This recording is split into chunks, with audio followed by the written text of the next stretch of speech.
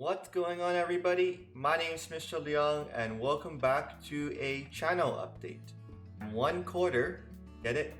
25% of my way to 1,000 subscribers. So I'm thankful for all of your support, and I want to thank you for liking, commenting, and even sharing my videos.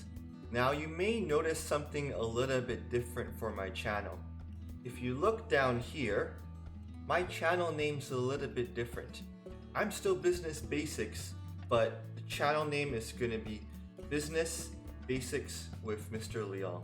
And there's a few reasons why I did this, but the main reason is that I wanted to make it easier for people to find my channel, because apparently there's a lot of Business Basics channels out there.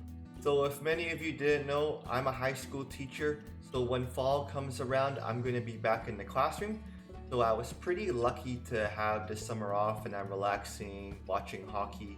So it's been a pretty good time for me. I've had a lot of time to work on this channel and post videos. But when the fall comes around, I'm going to be a little bit more busier, maybe a maximum of 2 videos a week, because I really want to focus on cooking. So it's going to be a little bit of back and forth, but I'm still going to be posting videos regularly for this channel.